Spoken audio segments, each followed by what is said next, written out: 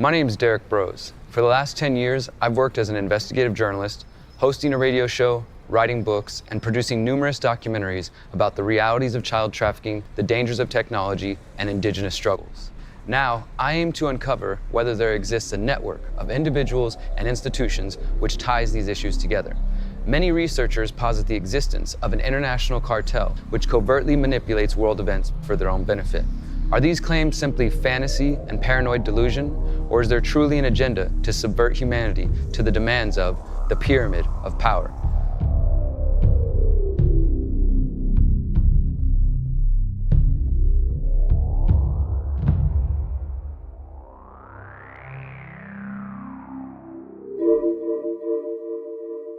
Chapter 11: The Banking Cartel. Nearly every aspect of the pyramid of power which has been mentioned thus far is touched by the banking industry. Whether we are talking about the education system, the prison system, Hollywood, or the average person storing their savings in a bank, the world of finance pervades every aspect of our lives. The influence of the banks can be seen via loans, investments, or simply holding money. The fact is that our lives are impacted by the banks directly and indirectly every single day.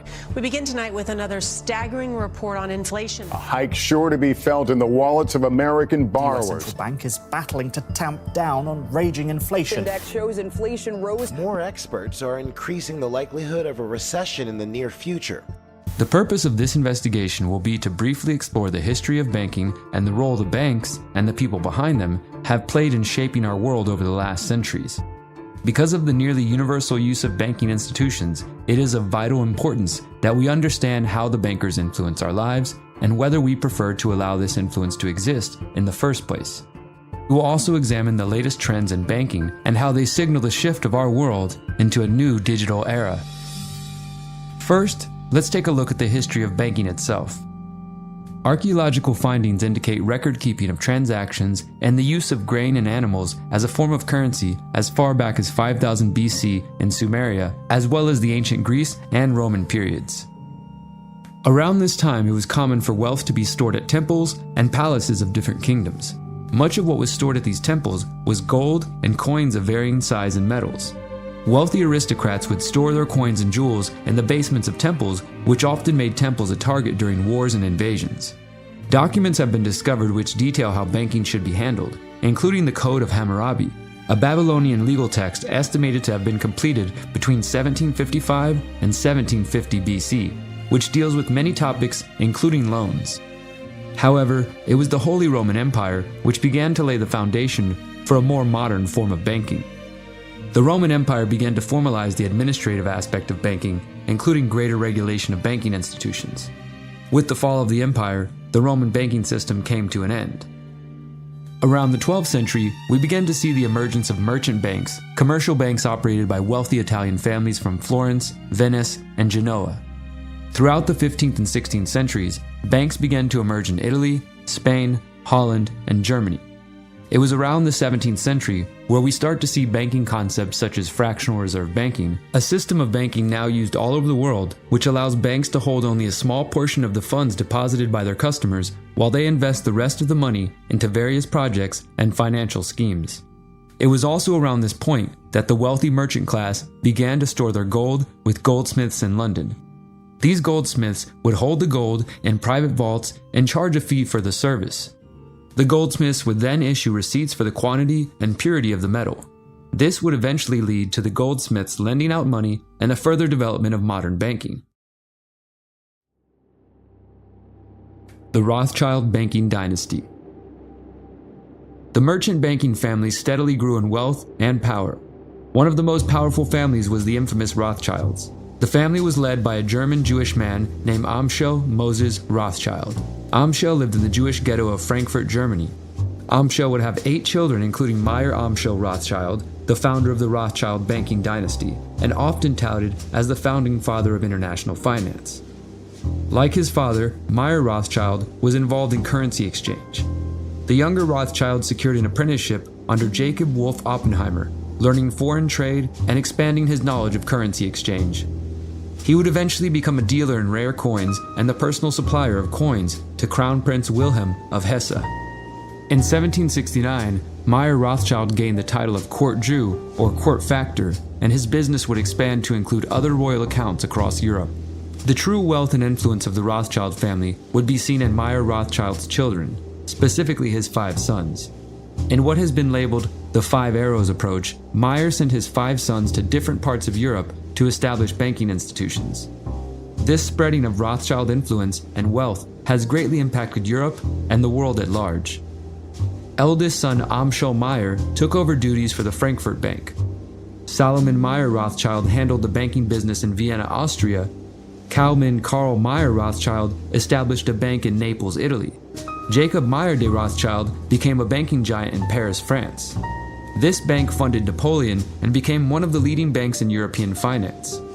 The French Rothschild banking family funded France's major wars and colonial expansion. Finally, Nathan Meyer Rothschild established N.M. Rothschild & Sons and turned it into one of Europe's most powerful banking institutions. In 1835, he secured a contract with the Spanish government, giving him the rights to the mines in southern Spain and establishing a near monopoly on mercury in Europe. The 5 brothers coordinated their activities across Europe and developed a network of shippers, couriers, and spies. It is often claimed that this private intelligence service enabled Nathan to receive news of Duke Wellington's victory against Napoleon at the Battle of Waterloo a full day ahead of the government's official messengers. This advanced knowledge reportedly allowed the Rothschilds to profit off the outcome of the Battle of Waterloo by using this information to speculate on the London Stock Exchange and make a vast fortune, estimated to be in the hundreds of millions of dollars at the time. The Rothschild family archives acknowledge that Nathan did indeed have early knowledge of Napoleon's defeat and did use the information to make a large profit. However, they dispute the amount of money made, claiming that at most, Nathan profited a couple $1 million. Regardless, it's quite obvious that the Rothschild family has played a major role in the development of international banking in the last couple hundred years. One powerful example of this is the partnership between Nathan's N.M. Rothschild & Sons and the Bank of England, the central bank of the UK. The fact that central banks and national governments were indebted to the Rothschild family should illustrate the power they wielded. The relationship between the Bank of England and the Rothschilds continued when Nathan Meyer's grandson, Alfred de Rothschild, became a director of the Bank of England in 1869. In order to gain a deeper understanding of the role played by the bankers, we need to understand the central banking system, especially the Federal Reserve System.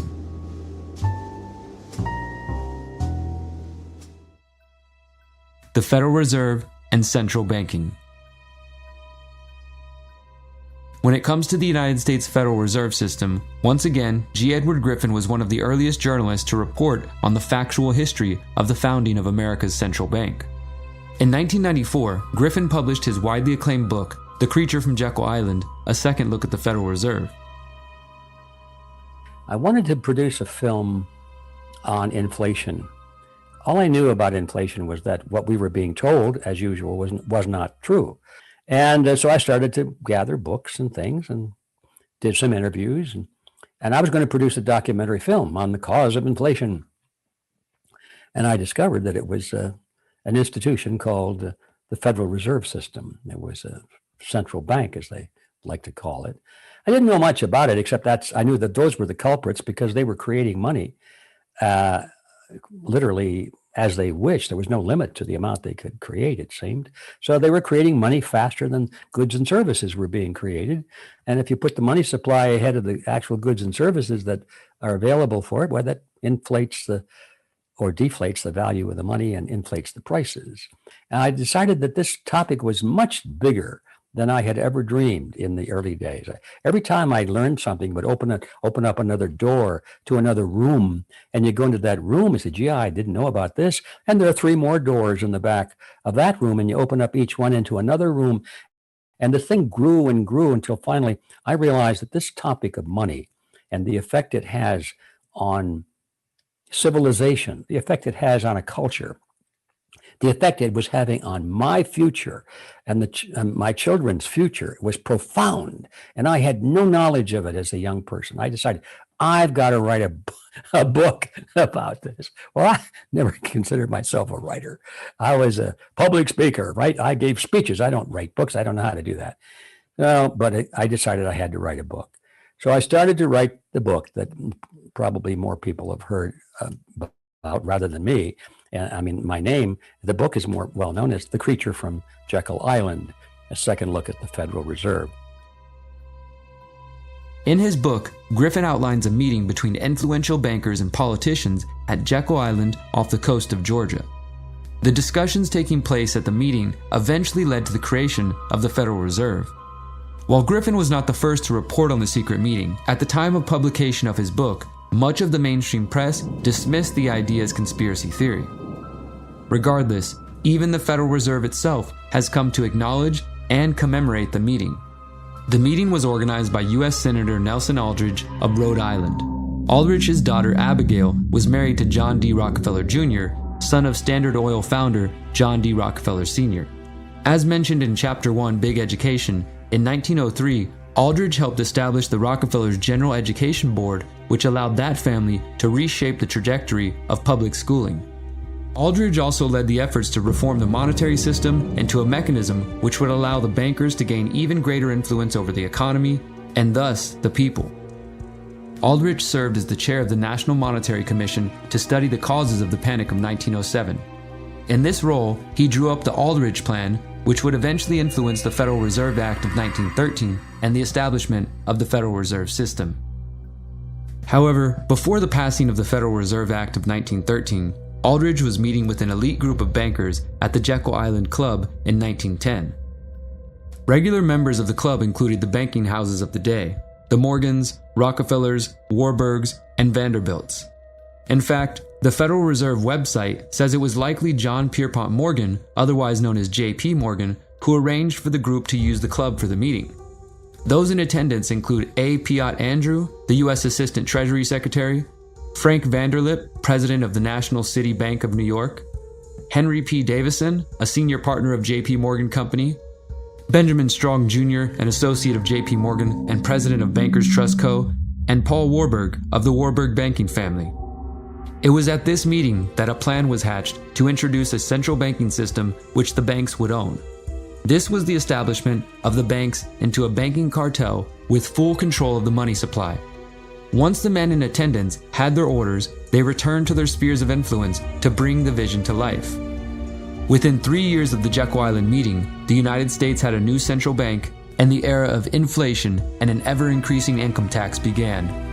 100 years after the establishment of the Federal Reserve System, journalist James Corbett released his documentary, The Century of Enslavement. In his documentary, Corbett expands upon the work done by G. Edward Griffin to show that the same banking families who have been controlling finance for centuries are the same people controlling the private banks who actually control the Federal Reserve System. The power to print the money is control over nations.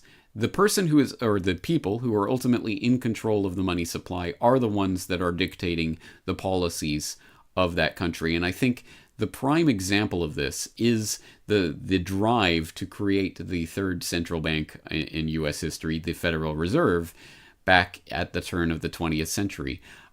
Because it was recognized by the people that there was a serious problem. Bank runs were becoming more and more destabilizing of the economy. Something had to be done. So the bankers got in front of that parade and conspired in an open conspiracy that is part of the historical record now that we know about on Jekyll Island in 1910 to formulate the idea that would eventually be passed as the Federal Reserve Act.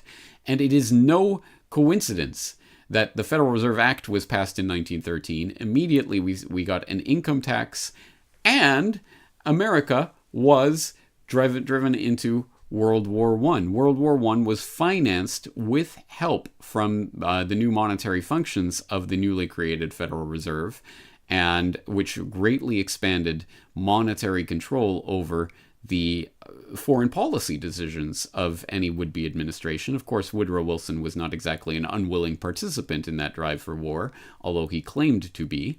But at any rate, it was the Federal Reserve's consolidation of control in 1913 that made the U.S. entry into World War I in 1917 possible. The obvious takeaway from this is that the centralized control over not just the economy, but the monetary system itself that a central bank like the Federal Reserve represents, the mechanism by which that control is affected. So in order to break that control, one would have to break the central bank. It is the central bank itself which has control and the power over the money supply to print money in the interest of this agenda, but not in the interest of that agenda, in the interest of the agenda of the people who have the power over the printing press. That is the key to the control over the system as it exists. And that's why it's so incredibly important that people understand something about the monetary system and the way that money is created in the current system. In the decades since the release of The Creature from Jekyll Island, a worldwide movement exposing the Federal Reserve System sprung up around the United States, largely thanks to 2 presidential campaigns by former U.S. Congressman Ron Paul of Texas. Paul ran for president in 2008 and 2012 with a focus on civil liberties, ending the wars, and exposing the dangers of the Federal Reserve System. He authored bills seeking to audit and end the Federal Reserve System, which received very little mainstream political support.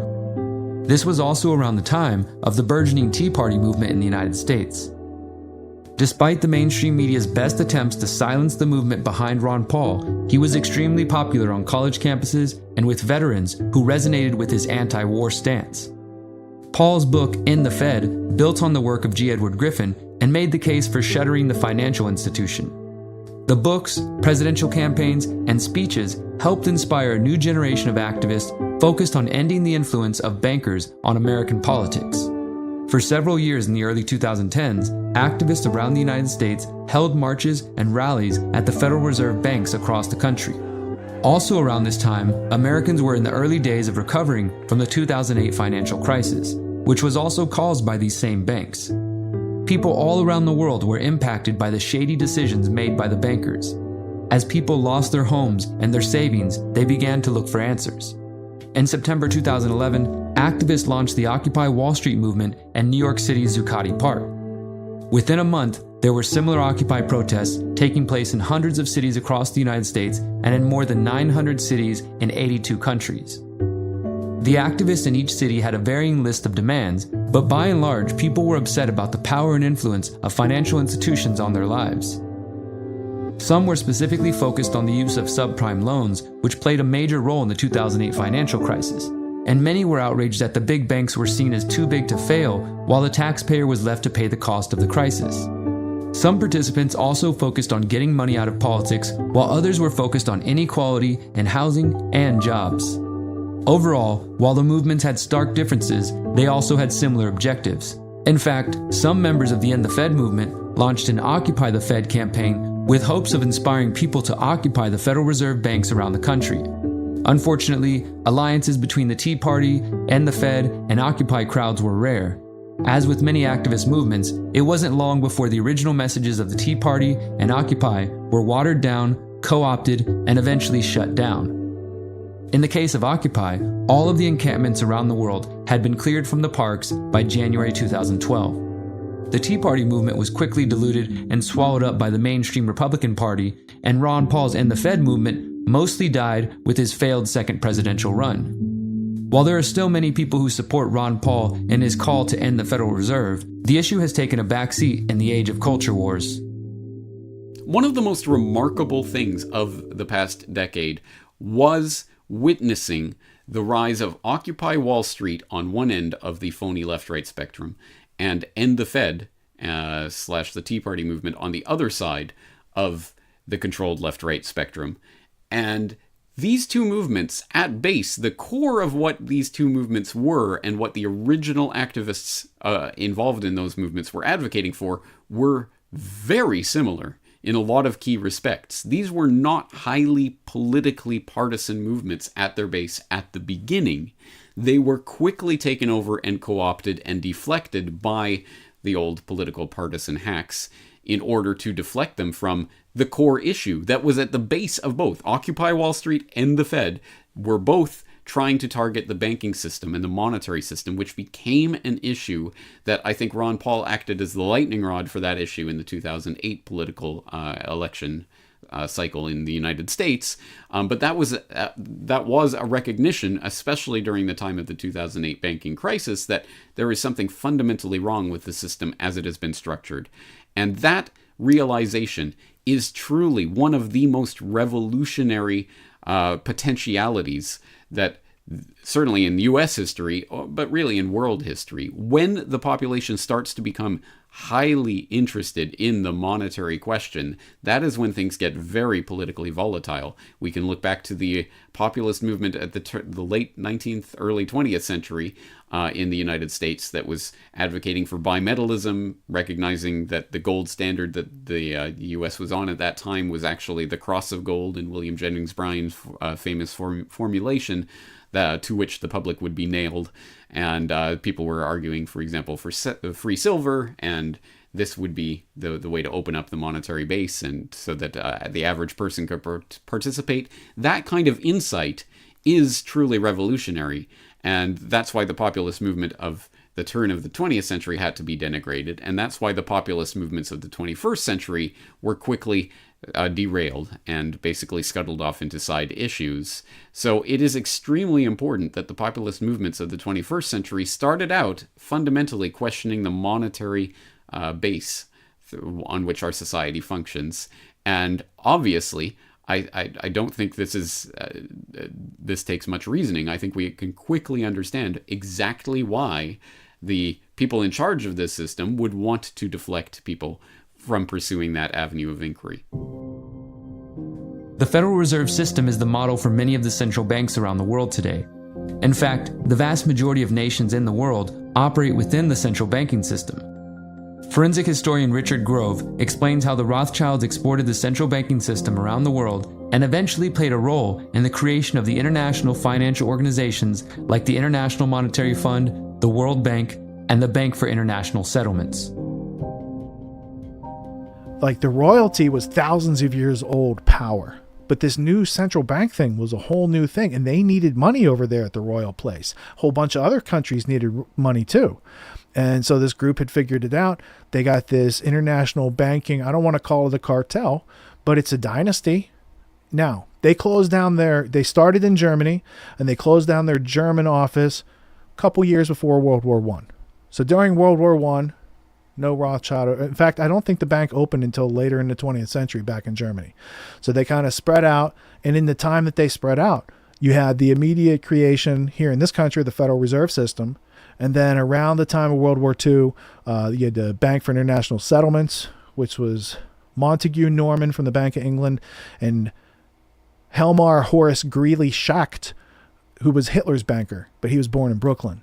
That's the Bank for International Settlements in Switzerland. And from there, they create the IMF, the World Bank. But these are all creatures, not just from Jekyll Island. These are creatures of Rhodes's last will and testament. So the working groups, the media control, the financial control, it's been conglomerated, distilled, and condensed over the last 120 years since Rhodes died.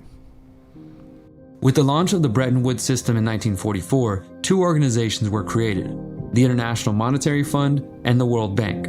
Ostensibly, these globalist organizations loan out funds to impoverished or developing nations in the name of defeating poverty or exporting democracy. However, as noted in the book Confessions of an Economic Hitman by John Perkins, these institutions often hand out loans to nations with the intent of seizing the natural resources and minerals if a nation cannot repay the debt. The World Bank itself has been dominated by international bankers and members of the roundtable groups, including the Council on Foreign Relations and the Trilateral Commission.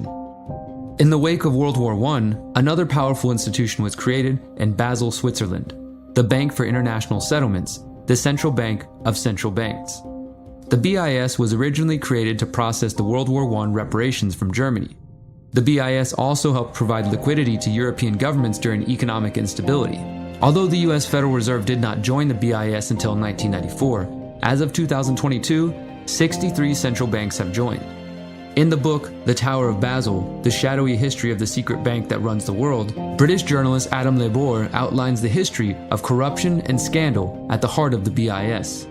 Lebor details how the BIS had countries assign their gold reserves to BIS accounts. The BIS would also process payments between countries. This made the BIS an ATM for many nations, including Hitler's Germany during World War II. Lebor outlines how the BIS helped process payments for Hitler, which allowed the Third Reich to flourish and finance its war efforts.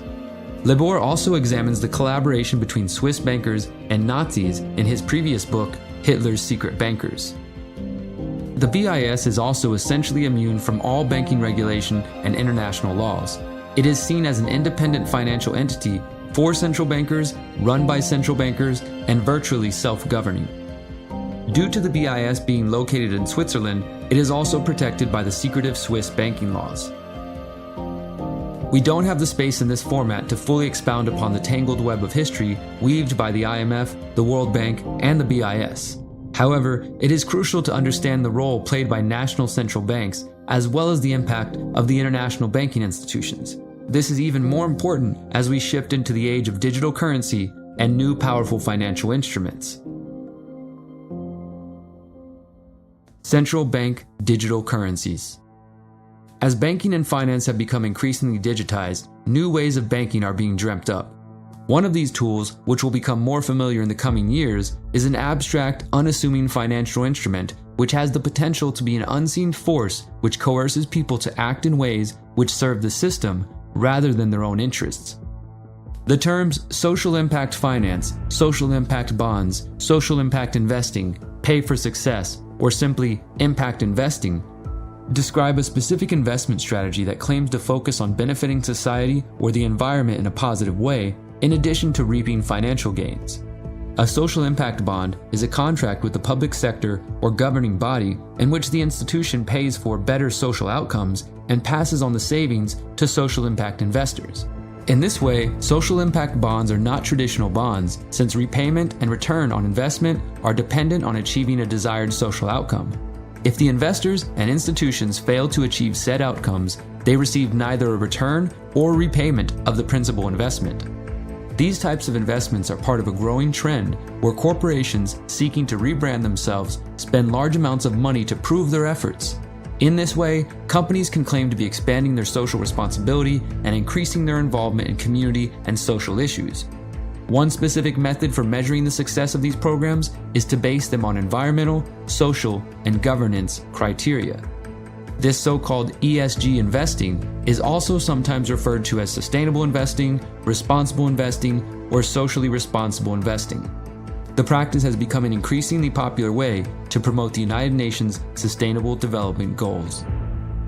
However, there are major concerns about how this sort of scheme could play out. Let's imagine a social impact investor actually wanted to bet that elementary children will fail and not achieve higher grades. In that situation, an investor might be incentivized to discourage positive outcomes and instead seek a profit by encouraging negative outcomes. If this sounds preposterous, remember that in the years leading up to the 2008 financial crisis, investors were using financial tools to make profits off the losses and bankruptcy of individual homeowners. Freddie Mac prevented households from being able to take advantage of today's mortgage rates and then bet on it. Skeptics of social impact investing fear that these tools could remain invisible to most people while directly affecting their lives. When combined with social credit scores, social impact finance could lead to a dystopian world where billionaires and corporate executives place bets on who can pay their bills.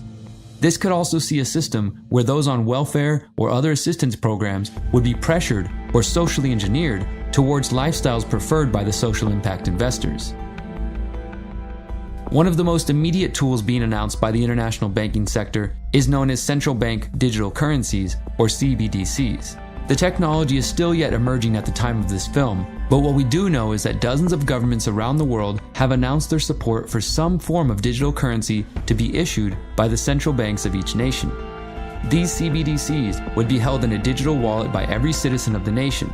The details and specifics will differ nation to nation, but ultimately it will involve the elimination of the use of cash and the implementation of a digital currency system where the government is capable of monitoring every transaction.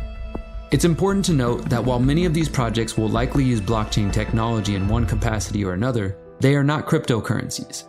The major difference between the two being a focus on decentralization and privacy, which were essential concepts in the early days of cryptocurrencies like Bitcoin. In late 2021, Augustin Carstens, general manager of the Bank for International Settlements, began speaking in favor of the use of digital currencies, stating that central banks should take advantage of the efficiency of digital currencies. Coming from the general manager of the Central Bank of Central Banks, that's a pretty big endorsement. and shortly after Carsten's statements on efficiency, the BIS and the central banks of Australia, Malaysia, Singapore, and South Africa agreed to test the use of digital currencies for cross-border transactions. The BIS Innovation Hub say they are attempting to develop, quote, shared platforms for cross-border transactions using multiple central bank digital currencies. In a 2020 talk titled Cross-Border Payment, A Vision for the Future, Carstens gave a peek behind the curtain, detailing exactly how the bankers see CBDCs being used. We don't know, for example, who's using a $100 bill today. We don't know who is using a 1,000 peso bill today. A key difference with the CBDC is that central bank will have absolute control on the rules and regulations that will determine the use of that expression of central bank liability. And also we will have the technology to enforce that. Carstens views CBDCs as a tool for eliminating privacy and for central bankers to force citizens to use currency exactly when, where, and how they are told. This is the next stage in the bankers' plot to dominate and profit off of all facets of society. While what we have described here may seem fantastic or unbelievable, rest assured, the bankers have infected all aspects of our world. Even if you are not ready to see the central bank digital currencies staring you in the face, we have more than enough evidence of the criminal acts of the banking class. The banks have profited from or funded drug trafficking and countless bloody conflicts around the world. HSBC has been implicated in allowing drug cartels to pour money into their banks. Wachovia and Bank of America have also been linked to money laundering for drug cartels. Whichever angle you choose to look at this situation from, the banking cartel has clearly had an overwhelmingly negative impact on the planet. Not to mention that the people running these banks clearly have ulterior motives and plans which are guiding their decisions. What can we do to break away from the chains of the banks and the families who run them? Solutions. What can we do to break free from the clutches of the nearly all-pervasive banking system? Is it even possible to live a normal life without participating in the banking system? For starters, it is absolutely possible to live a fulfilling life without submitting to the banks. The reality is that if we continue to use the banks, we are condoning their actions by participating in their corrupted system.